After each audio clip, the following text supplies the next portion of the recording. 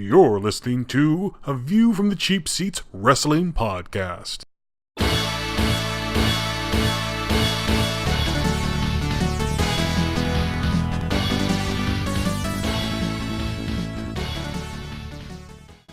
I'm going to have to admit, I actually had a hard time thinking of a topic this week. Last week I spoke about Halloween Havoc and the Thunderdome cage match, and that means that this week I had really nothing planned. The following week, obviously, I was going to talk about Hell in a Cell and my trip to Raw here in my local city of San Antonio. But I had nothing this week. What could I do? And I watched Raw, obviously. I need to have something to talk about. I'll talk about Raw. And Raw wasn't the best show in the world. Actually, it wasn't very good, to be honest.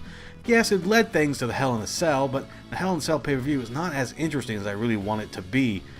So, what was a guy to do? I spent all Monday trying to figure it out, all Monday night, all Tuesday, and then this morning, I was laying in bed, just about to wake up, when it just clicked right in my head, and I sat up and I said, Mizdow. If there is one thing about I could take away from Raw, actually several things I could take about Raw from the last several weeks to months, is that the Damien Mizdow gimmick has probably been one of the best things on the show constantly. There I had it. That was my topic. Raw is Mizdow. How else can you talk about Damien Sandow / Damien Mizdow? When the gimmick first debuted, I remember talking about thinking it was the greatest thing in the world to have a, superstar gimmick that the Miz is having, the movie star in quotation marks, have his own stunt double, and Mizdow, who's been doing that gimmick of impersonating people mostly people, show up as a stunt double. It was brilliant, and I was worried that they were just going to kill it off immediately, like it was a one, maybe two-time thing, but no. Obviously, they saw the same thing I saw, is that this could actually really work out, and I think it is. Weirdly enough, this is getting over. More precise, I think the reason it's getting over is because of Damien Sandow himself. I mentioned before when Damien Sandow was doing the impersonation gimmick, he was doing it 110%. No matter how absolutely ridiculous it was, he was there front and center, said, I will put this over, and he's doing the exact same thing now. To the point, he's actually more over now than he was when he was just his I'm the intellectual superior gimmick that he was doing when he first came in, and unfortunately got buried after winning the Money in the Bank and losing to Cena, being the one of the few, which is actually not true. Because didn't Cena cash in his contract against The Rock and lost to The Rock? So technically Damien Mizdow wasn't the first person to cash in and lose, right? Someone correct me on that. I know the WWE has a very interesting historical timeline that sort of changes wibbly and wobbly, but I'm pretty sure Cena was the first one to lose.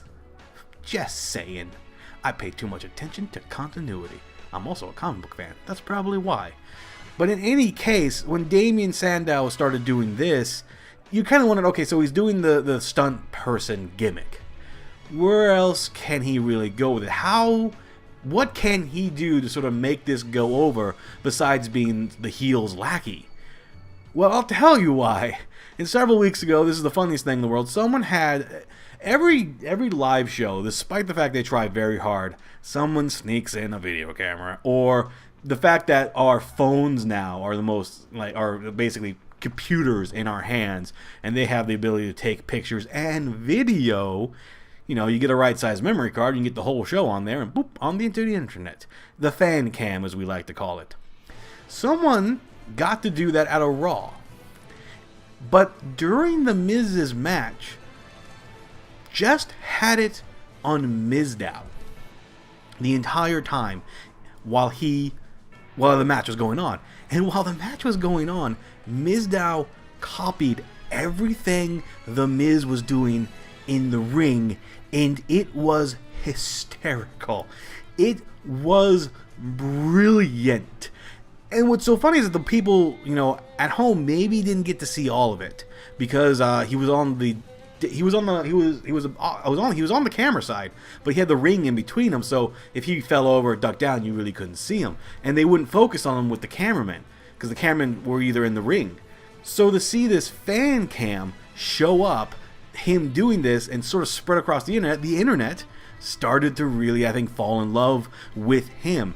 And that started to spread into the crowds a bit, to the point that on Monday night, when they had the 6-man tag going on, another 6-man tag featuring the Usos and the Golden Stardust Brothers, which I don't understand. Like, okay, quick mild rant here.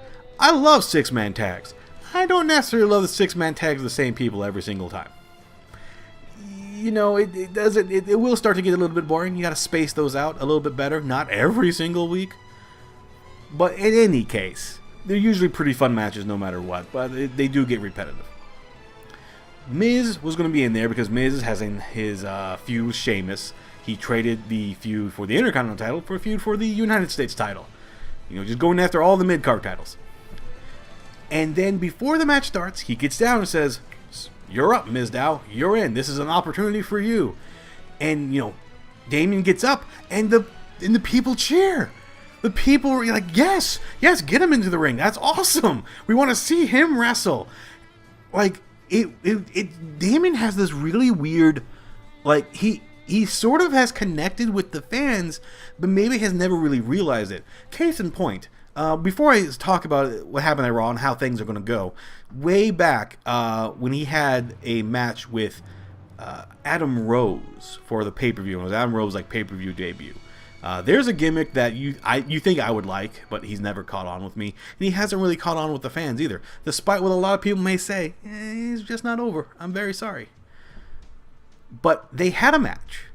Before the match, Damien came out as Paul Revere and cut an anti-Boston promo, because they were in Boston, and did the cardinal sin of comparing Boston to New York. And every Boston fan, of course, was like, "Boo, we hate you forever." Well, when I mean forever, I mean towards the middle of the match.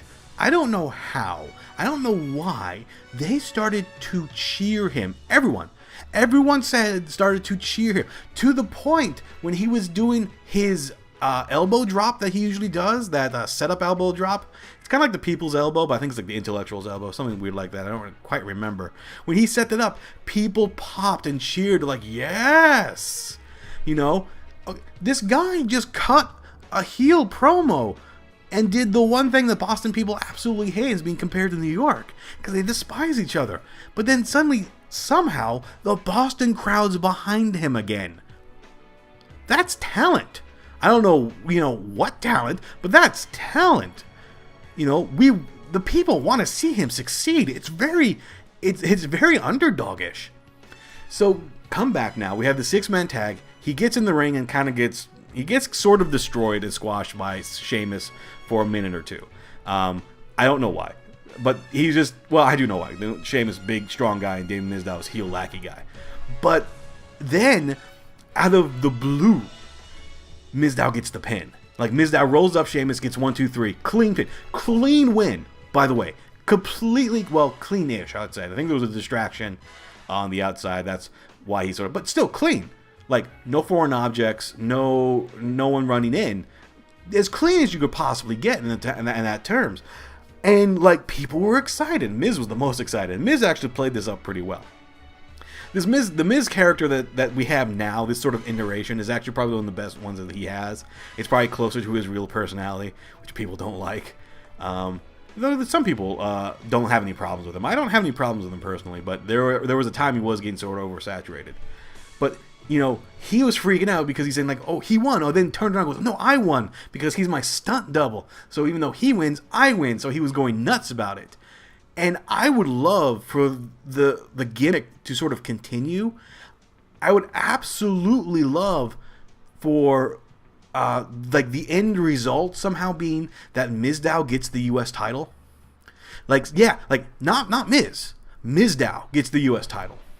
And then he celebrates and all sorts of greatness. And then Miz comes in being the heel, like, oh, I won the title, so hand it over to me. And Damien's like, well, no, I won the title. I get to keep the title. Miz, no, give me the title. And now you suddenly have a heel lackey that's turning face because he's getting over. Like, this is Wrestling 101, I feel like. Like, this is classic stuff that they're doing. Like, out of all the stuff they've done wrong, this is something that's kind of going right. And if done correctly, you could have a credible mid-card babyface with a title again. And maybe start pushing above a card a little bit. Because he's turned things around. He's become his own man, so to speak. Even though technically he was his own man before, but wrestling, everybody. It's kind of strange like that. I absolutely think this has been this weird diamond in the rough that's been going on. This storyline and this gimmick that no one seems to be paying attention to because we like to complain about Cena being on top. Guys, whatever. Complain all you want, but you've got to check this out. You've got to give Damien Mizdow his unqualified props of taking something that everyone immediately saw and was like, well, this is crap. I don't know why they talk like a cowboy. But yeah, they was like, this is bad. This is crap. We don't like it. And he turned it into gold. Absolute gold. Just by the sheer force of will of, I'm going to get this over if it kills me. I applaud Damien Mizdow right there. Absolutely. He has been the shining spot these last couple months on Raw, and I hope it continues. I absolutely do. But that's all the time I have today. Very short show. Very sort of crappy Raw. Not a lot to talk about. Next week we get to talk about the Hell in the Cell and my trip to Raw. I hope everyone's enjoying it. Please, if you like this, like, share, subscribe, like me on Facebook, follow me on Twitter, all the wonderful social media needs. Until next time, everyone, this has been A View from the Cheap Seats.